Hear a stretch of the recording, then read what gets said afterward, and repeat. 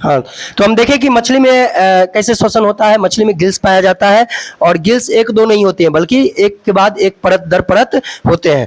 और वही गिल्स आदमी नहीं खाता है, क्या करता है, उसको उखाड़ कर फेंक देता है, कहता है तीत लगता है ना रे। जबकि वो मछली का सबसे महत्वपूर्ण अंग है श्वसन। वैसी सांस वो लेता है और पानी में घुले हुए ऑक्सीजन को वो सांस के रूप में ले लेता है। तो हम समझ गए गिल्स में से सांस लेता है। अब जो सबसे जरूरी है, क्योंकि हम सब है मानव, और मानव में जरूरी है यह जानना कि हम सब सांस कैसे लेते हैं। तो हमारे पास सांस लेने के लिए एक पूरा श्वसन तंत्र होता है। तंत्र क्या होता है, यानी सिस्टम, जिसमें बहुत सारे अंग सहायक हो, बहुत सारे अंग साथ दे किसी एक काम को करने के लिए, तब उसे हम अंग तंत्र या सिस्टम बोलते हैं। तो इसीलिए इसे रिस्पिरेटरी सिस्टम बोलते हैं। क्या बोलते हैं, रिस्पिरेटरी सिस्टम। उसी तरह से डाइजेस्टिव सिस्टम होता है, जिसमें पाचन में हमारा मुंह से लेकर और एनस तक पूरा काम आता है। ठीक उसी तरह जो हम ब्लड पंपिंग करते हैं, नहीं, उसको सर्कुलेटरी सिस्टम बोलते हैं। तो इस सिस्टम का मतलब है जिसमें बहुत सारे अंग भाग ले, और सब एक अंग उसमें अगर खराब हो गया या क्षतिग्रस्त हो गया तो पूरा का पूरा अंग ही काम करना बंद कर देगा, यानी आदमी जिंदा नहीं बचेगा। तो इसीलिए ये जरूरी है जानना कि हम लोगों में जो सांस हम लोग ले रहे हैं, वो श्वसन में कौन कौन से अंग काम करता है और कौन कौन से महत्वपूर्ण है। तो हम लोग का जो सांस लेने का शुरुआत होता है वो होता है नाक से। नाक में आप देख सकते हैं ये दो छिद्र होता है, जिसे हम नासा छिद्र बोलते हैं, यानी अंग्रेजी में इसको नॉस्ट्रिल बोलते हैं। क्या बोलते हैं, नॉस्ट्रिल। और लड़की लोग क्या करती है, यह नथुनिया पहनती है। क्यों भाई साहब, इसमें हड्डी नहीं होता है। अगर हड्डी रहता है तब कहा ना कि उसमें छेद करा लेते, नहीं तो तब पता चल जाएगा। तो लड़की लोग क्या करती है कि एकदम पूरा इसमें मांस होता है, ये एपिथेलियमी टिश्यू होता है। क्या होता है, एपिथेलियमी टिश्यू। बहुत ही नॉर्मल होता है, एकदम नाजुक। अब जो नाजुक चीज है उसमें छेद करके नथुनिया पहन ली, और उसके बाद जब यहाँ पर आओगे तो हड्डी कहना, तो यहाँ पर छेद करा करके यहाँ पर एगो पहन लेते हो, लटका ले, ऐसा नहीं कर सकती। क्यों, क्योंकि यहाँ पर होता है हड्डी, और हड्डी में कुछ भी अगर छेद करेगी तो इतना दर्द करेगा जो सोच नहीं सकती है। यहाँ तो तनिया दर्द करता है तो थोड़ा दर्द बर्दाश्त कर लेती है। और उसके बाद चूंकि टिश्यू है, क्या है, टिश्यू है, ये एपिथेलियम टिश्यू है, बोन्स तो है नहीं, हड्डी है नहीं, तो ये कुछ दिन के बाद इसका जो जख्म है वो बढ़ जाता है और एकदम नाक में लटकल रहता है। समझ गए। तो ये जो नासा द्वार है इसको बोलते हैं नॉस्ट्रिल, यानी नासा छिद्र या नासा द्वार के नाम से जानते हैं। इसे नॉस्ट्रिल या नासा द्वार कहते हैं। ठीक है। और इसके ऊपर जो देखोगे यहाँ पर, इस जगह पर जो यहाँ पर आप छू के देखिएगा तो यहाँ पर एकदम मजबूत हड्डी मिलेगा, मजबूत। आप घर पर जाइएगा, अगर आपको मान लीजिए कि आप नहीं देख पाए तो घर पर जाइएगा, हंसुआ चाहे खुरपी से छील के देखिएगा, तो छीलिए, ये रे नाक, ये वाला नहीं, जो ये अगर छील के देखोगे, जब जैसे ये हटेगा ना, ये जब हटेगा तो ये खाली हड्डी दिखेगा, ये सब हट जाएगा ना तो दो क्षेत्र नहीं दिखेगा, यहाँ हड्डी दिखेगा, मजबूत हड्डी है।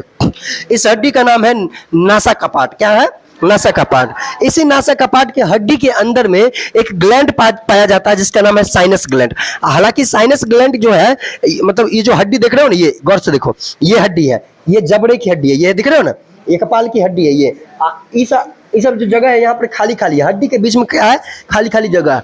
ये सब जगह क्या है, खाली खाली जगह। हड्डी के बीच में क्या है, यहाँ खाली खाली जगह है। तो जहां जहां खाली खाली जगह है उसको हम साइनस बोलते हैं। क्या बोलते हैं, साइनस। तो वो साइनस ग्लैंड होता है, वो खाली जगह होता है। क्या होता है, खाली जगह। जब कभी आप देखो, इसमें क्या होता है, सबसे सांस बीमारी में सबसे ज्यादा परेशानी यही करता है।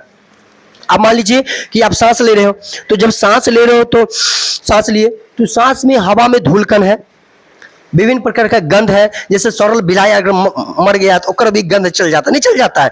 या मान लो कि कहीं जा रहे हो रास्ते से, कोई गाय हुई मरल पड़ल है, वो दुर्गंध आता है, एकदम नाक बंद कर लेता है ना आदमी, तो वो गंध चल जाता है। ठीक है। होता है कि नहीं। और उसके बाद मान लीजिए कि कोई चीज का खराब गंध है, जैसे क्लास में ही कोई चीज गंदा आ गया। एक बार तो मूसा चूहा मरल था क्लास के अंदर में, तो बहुत ज्यादा बदबू कर रहा था। तो नाक के अंदर जाएगा तो क्या करता है, नाक में बाल होते हैं। नाक में क्या होता है, नॉस्ट्रिल जो होता है, नाक जहां भी नॉस्ट्रिल है इसमें बाल होते हैं। क्या होते हैं, बाल।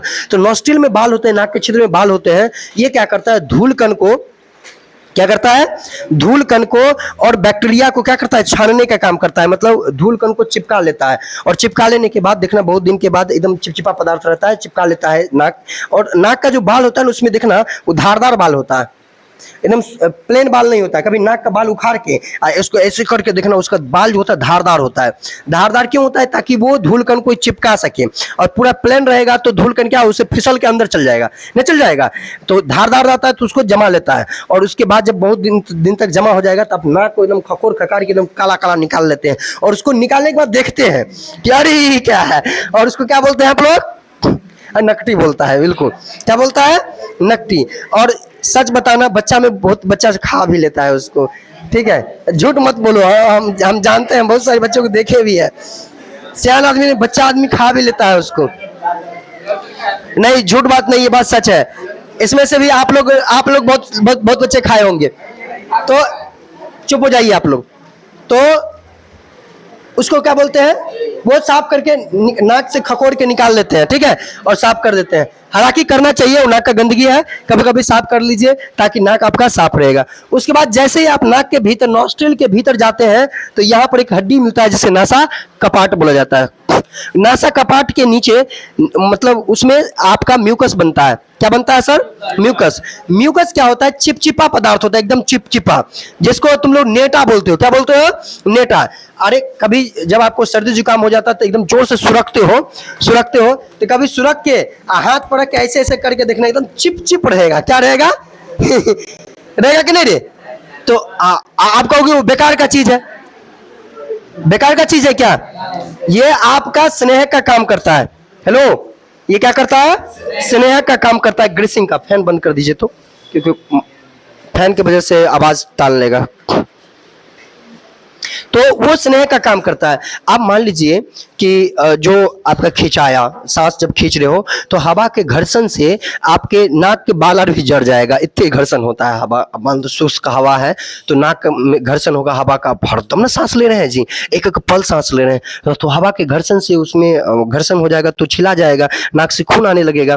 तो इस घर्षण को कम करने के लिए, हवा के घर्षण को कम करने के लिए जो नासा कपाट है इसके अंदर जो ग्लैंड है उससे निकलता है म्यूकस, जिसको नेटा बोलते हैं। उसको अंग्रेजी में बोला जाता है म्यूकस मेम्ब्रेन। ये बहुत फायदे का चीज है भाई साहब, ये मोबिल का काम करता है। जैसे गाड़ी यार के दो अंगों के बीच घर्षण ना हो इसके लिए मोबिल डाल देते हैं, नहीं डाल देते हैं ताकि घर्षण ना हो। ठीक उसी तरह नाक में भी ये मोबिल है। ये क्या है? मोबिल स्नेह का काम करता है और इससे नाक बहुत एकदम स्मूथ काम करता है। उसके बाद जब आप आगे चलोगे तो ये ऐसे करके और घूम जाता है, घूम के ये जो नली है घूमकर, तो ये घूम के जब जैसे ही ये सांस की नली में जाता है, ये मतलब भोजन और सांस की नली जब यहाँ उतरता है इसको ग्रसनी बोलते हैं, यानी इसको बोलते हैं सर फैरिंग्स। क्या बोलते हैं? फैरिंग्स। फैरिंग्स सिंपल समझ जाओ, ये मार्कर है ना, मार्कर एकदम जोर से घुसाओ इसके अंदर। हम नहीं घुसाएंगे, हम गरीब आदमी हैं, हम ऐसा नहीं कर सकते। तो आप लोग कलम लीजिए और मुंह में जोर से घुसाइए, और जो लास्ट में एकदम जहां ठेक जाएगा इसके अंदर, जहां ठेक जाएगा कंठा, हाँ कंठा, हल्लक जो बोलते हैं ऐसे। कभी कभी देखना कि आप लोग जा रहे हैं, मुंह खोल के जा रहे हैं कि मच्छर डायरेक्ट घुस गया और पटाख से पूरा, कभी हुआ है कि नहीं बताइए? मच्छर घुस गया तो वो जहां मच्छर घुसता है वही आपका फैरिंग्स कहलाता है। ग्रसनी क्या कहलाता है? वो ग्रसनी कहलाता है, ठीक है। और ग्रसनी के ऊपर में जब आ करोगे, जब आईना में आप आ करके पूरा देखना तो इतने को मांस की तरह लटकल रहेगा, ठीक है, मांस की तरह लटकल रहेगा। बहुत बेकार का चीज है नहीं, लटकल रहेगा, बहुत गंदा नहीं लगता है। तो क्या करना कि चिमटा उमटा से पकड़ के खींच लेना, ऐसा मत करना, पता चलेगा कि चले गए, दुनिया से चले गए। तो वो क्या है? उसका नाम ब्यूला है। क्या है सर? ब्यूला है।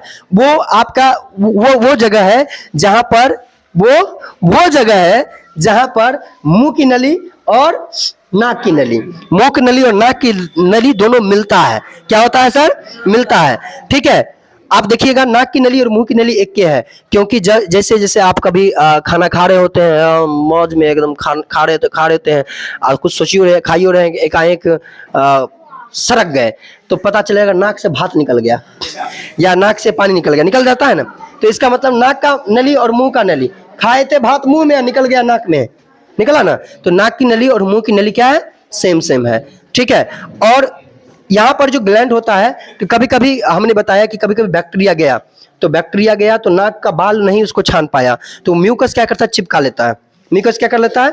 जो नमी है उसको चिपका लेता है। बैक्टीरिया क्या कर लेता है? चिपका लेता है, सटा लेता है, सटा के, और जैसे बैक्टीरिया वहां सटा तो बैक्टीरिया भाई लिविंग ऑर्गेनिज्म है, वो एक जीवित प्राणी है। वो क्या करेगा, उसको भोजन मिलना शुरू हो गया, वो होस्ट मिल गया उसको, यानी पोषी मिल गया। अब एकदम जनसंख्या बढ़ा देगा, फटाफट जनसंख्या बढ़ा देगा। कौन?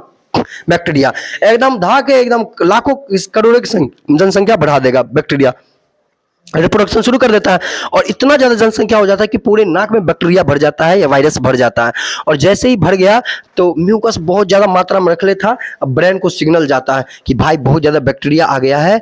तो एकदम ब्रेन एकदम से जो उसके हार्मोन्स है, ग्लैंड्स है, उस ग्लैंड्स को एकदम से सिग्नल देता है और जोर से छींक मारता है और पूरा बैक्टीरिया बाहर निकल जाता है। हालांकि इसे वो पूर्ण रूप से ठीक नहीं होता है, लेकिन कुछ देर के लिए राहत जरूर मिल जाता है।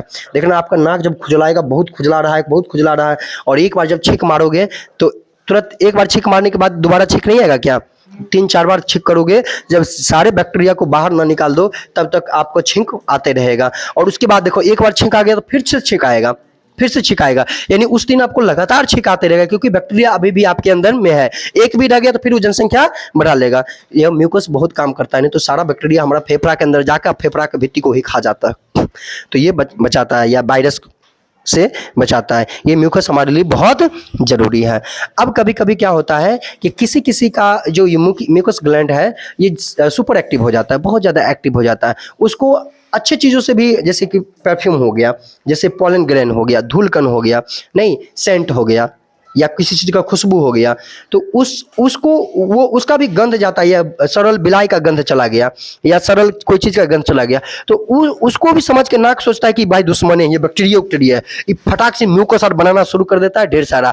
लेकिन भाई बैक्टीरिया होता नहीं है। अब वही म्यूकस जो ज़्यादा बन गया तो वो क्या करता है, वो यहाँ जो खाली जगह है वहाँ पर जाकर जम जाता है। इसको हम साइनोसाइटिस बोलते हैं। इस बीमारी को क्या बोलते हैं? साइनोसाइटिस।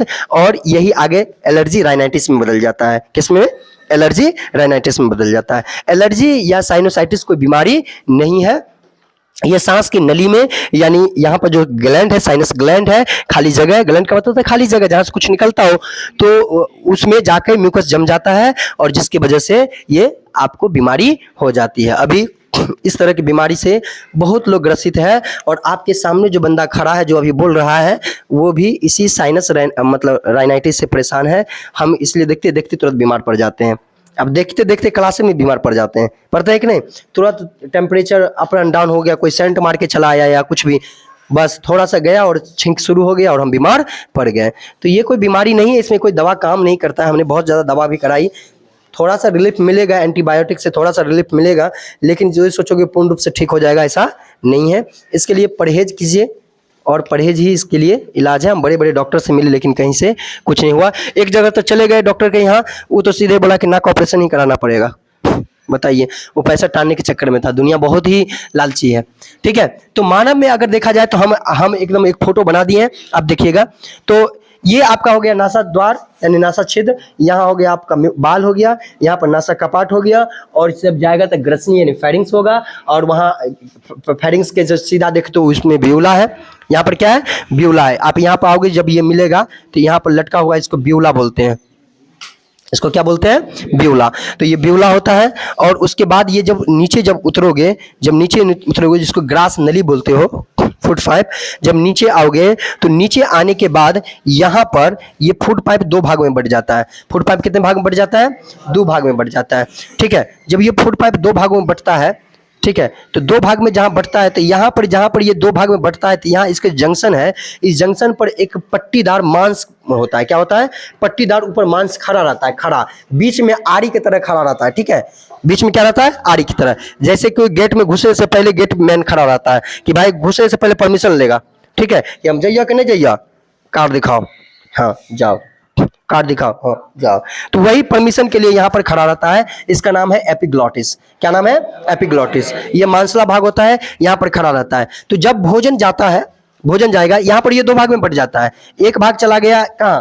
फेफड़ा में, और एक भाग चला गया ऑइसोफेगस में, स्टमक में चला गया। कहाँ चला गया? ऑइसोफेगस यानी स्टमक में चला गया।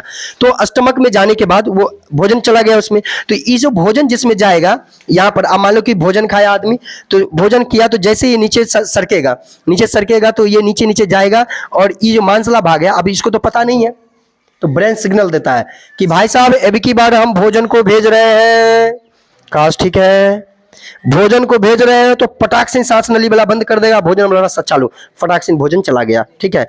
अब फिर ब्रेन कहेगा भाई एम की बार हम सांस को भेज रहे हैं, भोजन की नली बंद। ये क्या करेगा, भोजन की नली बंद करे। ये अनैच्छिक गति है, ये हमारे कंट्रोल में नहीं है, ब्रेन के कंट्रोल में है। किसके कंट्रोल में है, ब्रेन के। तो ब्रेन कंट्रोल किया और इस नली को बंद कर दिया। देखो ये ईमान है ना, एपिग्लॉटिस, इसको बंद कर दिया और सांस इसमें चला आएगा, ठीक है। और ये क्रिया होती रहती है। और इसी में क्या होता है, कभी कभी इसी में कभी कभी क्या होता है, पहले इसमें जान लीजिए। इस ये जो होती है, ये क्या होती है, भोजन की नली। क्या होती है, भोजन की नली। और ये जो यहां से आता है वो ट्रैकिया होती है। क्या होती है, ट्रैकिया। हालांकि ये पूरा ही ट्रैकिया कहलाता है। क्या कहलाता है, ट्रैकिया। और यहाँ पर सी आकार का एक कार्टिलेज होता है। कार्टिलेज क्या होता है, हड्डी नहीं होता है, बल्कि मुलायम हड्डी होती है, उपास्थि जिसको बोलते हैं। बिल्कुल वैसे जिस मुर्गा का नहीं होता है, जिसको चबा जाता है आदमी, एकदम कचर कचर करके नहीं चबा जाता है, हाँ, तो वो कार्टिलेज होता है। जैसे इसमें भी हड्डी नहीं है, कान में क्या है, हड्डी नहीं है, बल्कि क्या है, कार्टिलेज है। क्या है, कार्टिलेज। देखो घुमा देंगे कान में, ऐंठ दोगे घूम जाएगा, लेकिन टूटेगा नहीं। हड्डी के तने ऐंठ के देखो तो, अगर बहुत पावर है तो यहाँ से तने ऐंठ के देखो तो कड़ाक से टूट जाएगा। नहीं टूट जाएगा, जोर से पकड़ कर ऐंठ तो कड़ाक से टूट जाएगा ना। लेकिन कार्टिलेज टूटता नहीं है, एकदम घूम जाएगा, ठीक है। तो ये कार्टिलेज है, तो इसको उपास्थि बोलते हैं। तो इसमें सी आकार का उपास्थिक बना होता है। क्या होता है, उपास्थि। और ये क्यों रहता है, सी आकार का मतलब क्या है, ये आधा ऐसे रहता है, यहाँ ऐसे बल्ला जैसे है हुआ ना, तो बल्ला को आधा दूर से काट के ऐसे गर्दन में पहना दो, ठीक है। तो यहाँ से तो पहन रहेगा, लेकिन इधर खाली रहेगा। इसको बोलते हैं ये जो है आपका सी आकार का है, ये ट्रैकिया में रहता है। ये क्या करता है, ट्रैकिया को पचकने से बचाता है। नहीं तो पता चलेगा कि आदमी जा रहा है, एक फाइट मारा, ये पचक गया, सांस अंदर जे भी नहीं कर रहा है, मारा जोर से एक फैट, पिचक गया। अब नली है ना, नली है, पिचक गया। और जैसे नली पिचक गया तो अब खुलिए नहीं रहा है, अब सांस जाइए नहीं रहा है, आदमी दम तोड़ देगा उसी समय। इसलिए इसमें व्यवस्था किया हुआ है कि कार्टिलेज मारबो करेगा तो पिचकेगा नहीं। अगर टूट गया तो गए, टूट गया तो गए। अगर मान लो कार्टिलेज तोड़ दिया तो आदमी मर जाएगा, ठीक है। कार्टिलेज टूटना नहीं चाहिए। ये आगे चल के यहाँ पर जब आता है तो इस जगह पर यहाँ पर एक बक्सा होता है, ठीक है। यहाँ पर जो कंठा देख रहे हो ना, यहाँ पर इस जगह पर एक बक्सा होता है, ठीक है। इस आकार का मांस का एक बक्सा होता है, ऐसे इस तरह का एक बक्सा होता है। और इस बक्से को ऊपर में एकदम पतला पतला पतला पतला पतला पतला पतला पतला देख रहे हो, इसमें तंतु होते हैं। क्या होते हैं, तंतु। इसमें क्या होते हैं, पतले पतले तंतु होते हैं, धागे की तरह एकदम तंतु होते हैं। मांस का ही होता है, ऐसा नहीं कि भाई वहां धागा उगा होता है या एल्युमिनियम का, कुछ ऐसा नहीं है।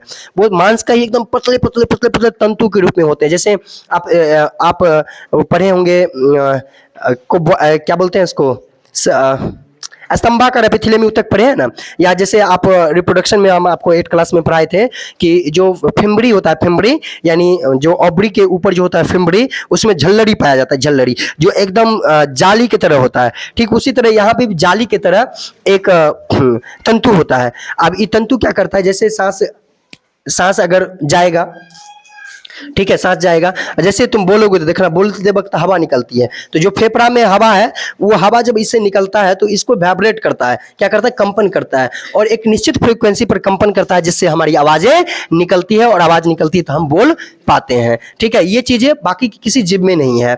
मनुष्य एक इकलौता जीव है जिसके पास ये है, और इसीलिए इसके पास बोलने की क्षमता है। बाकी किसी जीव में नहीं है, किसी भी जीव का। अगर कुत्ता के पास ऐसा होता ना, पत्थर मार के देखता ना तुम, नया नया एजेंसी में जो गाड़ी नहीं निकला हो देख चल जाता एगो चीटी रे या फिर एगो बिलाई उलाई गड़ियाइए के भाग जाता है, नहीं भाग जाता है। अरे जितना नहीं तो क्या करता, धमकी दे के भाग जाता है, नहीं भाग जाता। उसके पास अगर बोलने का क्षमता होती तो, लेकिन बोलने की क्षमता नहीं है। और जितना अन्याय पशु पक्षियों के साथ लोग कर रहा है, अगर उसके पास भी होता तो एकदम बढ़िया से उसको बात करता, रंगदारी पर उतर जाता। शेर आर तो पूरा रंगदारी पर उतरता, एकदम ऐसे रंगदारी दे दे के सुपारी लेता, सबका नहीं लेता। हाँ, तो उसके पास है ये नहीं है बोलने के, ये नहीं है। हालांकि बोल सकता है, लेकिन विकसित ये नहीं है। स्वर बॉक्स नहीं है, इसका नाम है स्वर बॉक्स, यानी वॉइस बॉक्स। इसका नाम क्या है सर, वॉइस बॉक्स। तो हम लोगों में वॉइस बॉक्स विकसित होता है, और इसके कंपन से हमारे में एकदम सुरीली आवाज निकलती है। नहीं, लता मंगेशकर कितना सुंदर होगा, लता मंगेशकर के और अरिजीत सिंह के क्या आवाज निकलती है। तो आगे चलने के बाद सुनिए, ये ट्रैकिया जो है आगे चलने के बाद 2 भाग में बट जाता है। जहां ये 2 भाग में बटता है, इसका ब्रोंकाई नाम है। जहां ये 2 भाग में बटता है, इसका क्या नाम है, ब्रोंकाई। ये जो ट्रैकिया आगे चल के कितने भाग में बटता है, 2 भाग में। कैमरा पर ध्यान देना, रिकॉर्ड हो रहा है ना। हाँ, तो जो दो भाग में बढ़ता है, इसका क्या नाम है? ब्रोंकाई। तो ये ब्रोंकाई है, हम लिख दिए होंगे कहीं ब्रोंकाई है, ये ब्रोंकाई है, दो भाग में बढ़ता है। तो एक ये ब्रोंकाई, एक ये ब्रोंकाई, एक लेफ्ट ब्रोंकाई, एक राइट ब्रोंकाई। तो हम एक ही बगल का फोटो बनाए, एक बगल का फोटो बना सकते हैं। आप ये नहीं कहिएगा कि एक गो फेफड़ा है, एक गो फेफड़ा रहेगा तो आदमी जिंदा रहेगा, मर जाएगा। ठीक है, बात आई समझ में? तो ये भी इधर जाके अपना बनाएगा, आप बना लीजिएगा, सेम चीज रहता है, कॉपीराइट है। तो आगे चल के ये ब्रोंकाई जो है, ये ब्रोंकाई है, ये फिर दो भाग में बट जाता है। दो भाग में बटा, जहां ये दो भाग में बटेगा इसको बोला जाता है प्राथमिक ब्रोंकाई। क्या बोला जाता है? प्राथमिक ब्रोंकाई। फिर ये आगे जाके दो भाग में बटेगा, उसको सेकेंडरी ब्रोंकाई बोलते हैं। फिर आगे जाके ये दो भाग में बटेगा, इसको टर्सरी ब्रोंकाई बोलते हैं। और इसी तरह बढ़ते बढ़ते बढ़ते बढ़ते इसकी संख्या लाखों में पहुंच जाती है। कितना में पहुंचती है? लाखों में पहुंच जाती है। और जब इसके अंतिम छोर आता है, मतलब जब ये बटना बंद हो जाता है, बहुत पतला, केस की तरह पतला हो जाता है। कितना हो जाता है? केस की तरह पतला हो जाता है। तब जाके इसके माथे पर, इसके लास्ट छोर पर एकदम गुब्बारा हो जाता है। क्या हो जाता है? गुब्बारे की तरह एक संरचना हो जाती है। क्या होती है सर? गुब्बारे की तरह संरचना होती है। इसी का नाम है एल्वियोलाई। क्या नाम है? एल्वियोलाई। और ये जो ब्रोंकाई बहुत भागों में टूट जाता है तो उसको ब्रोंक्यूलस बोलते हैं। क्या बोलते हैं इसको? ब्रोंक्यूलस। तो ब्रोंक्यूलस बहुत भाग में जैसे टूटता है तो उसके बाद जो उसके अंतिम भाग पर एकदम गुब्बारे, बलून की तरह छोटे छोटे गुब्बारे होते हैं, इस गुब्बारे का नाम है एल्वियोलाई और इसे वायु कोष्ठ के नाम से जानते हैं। यह एक फेफड़ा के अंदर में 3 लाख की संख्या में होती है। कितना? 3 लाख की संख्या में एक फेफड़ा के अंदर होता है। आपको जान के आश्चर्य होगा, इसके अंदर में 80 स्क्वायर फीट क्षेत्रफल होता है, जो पूरे शरीर के क्षेत्रफल से कहीं ज्यादा होता है। ठीक है, और इसमें जो गुब्बारे होते हैं, इस गुब्बारों की संख्या करीब, मतलब बहुत ज्यादा होता है। एक फेफड़े के अंदर में बहुत ज्यादा होता है, लगभग लाखों की संख्या में गुब्बारे होते हैं। ठीक है, और इसमें लगभग 80 स्क्वायर फीट के क्षेत्रफल होता है, यानी अपने पूरे शरीर के क्षेत्रफल से कहीं ज्यादा इसका क्षेत्रफल होता है। बात आई समझ में? और इस तरह से ये आपका आंतरिक भाग हो गया। अब यहाँ पर ऑक्सीजन यहीं पर आता है, यहाँ पर आता है, और यहीं पर आपका एकदम केस के तरह, क्या? केस के तरह, एकदम छोटे छोटे केस के तरह, जिसको हम कैपिलरीज बोलते हैं। क्या बोलते हैं? कैपिलरीज। केस के तरह जो संरचना होती है उसको क्या बोलते हैं? कैपिलरीज। केस के तरह जो नसें होती है वो आपका इस फेफड़ा में घुसा रहता है, जो एल्वियोलाई से होकर गुजरता है। एल्वियोलाई के पास ऑक्सीजन हुआ, ऑक्सीजन देखा, उधर मिला हुआ है किससे? केशिका से, जिसको हम कैपिलरीज बोलते हैं। छोटे छोटे जो नसें हैं उसमें ब्लड है, वो ब्लड को ट्रांसफर कर दिया, ले, ठीक है, अब ब्लड में भेज दिया। हीमोग्लोबिन इंतजार कर रहा होता है, हीमोग्लोबिन खींच लेता है, किसका? एल्वियोलाई का ऑक्सीजन को HB जो है, HB हीमोग्लोबिन वो खींच लेता है और बना लेता है HBO। क्या बनाता है? HBO, ऑक्सी हीमोग्लोबिन बना लेता है और खींच के ब्लड को सप्लाई कर दिया, ब्लड को दे दिया। अब ब्लड क्या किया? उसको उठाएगा और जहां जहां इसकी जरूरत है वहां वहां कोशिकाओं को पहुंचा देगा। ठीक है, अब बताओ, सांस फेफड़ा लेता है क्या? नहीं लेता है ना। फेफड़ा इज जस्ट अ टंकी। फेफड़ा, व्हाट इज ए फेफड़ा? फेफड़ा इज अ टंकी।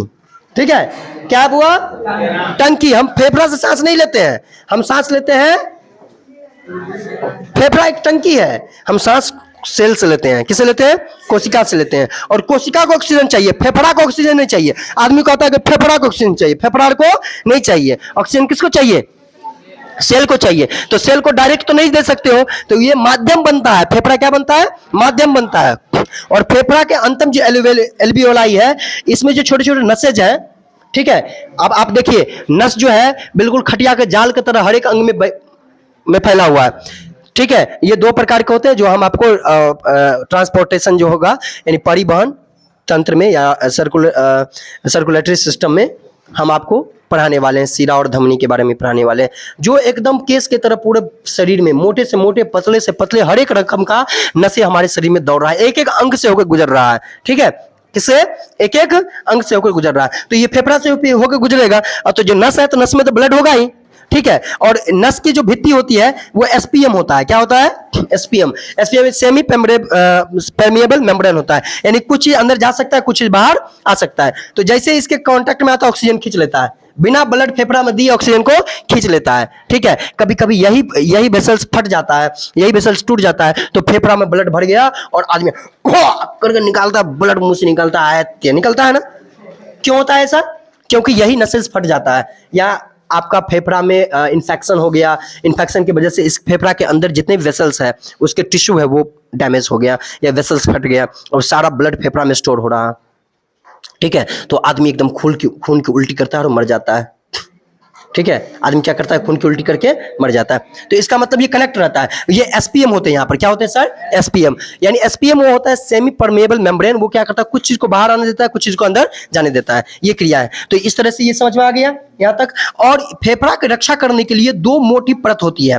फेफड़ा को रक्षा करने के लिए क्या होता है भाई साहब, दो मोटी परत होती है। अब देखिए ना, दो मोटी परत ही नहीं बल्कि फेफड़ा की रक्षा करने के लिए 12 गो यहाँ पसली भी होती है, रीढ़ की हड्डी, इतने तो मोटे मोटे का होता है। आप घर पर जाइएगा और कोई बच्चा देखिए देखा शरीर पर मांस नहीं रहेगा, कहिएगा करो तो ऐसे करो तो एकदम पूरा रीढ़ की हड्डी वगैरह दिखेगा, उसका नाम है सर क्या, रिब्स। क्या नाम है उसका, रिब्स नाम है, ठीक है, ठीक है, उसका नाम क्या है, रिब्स।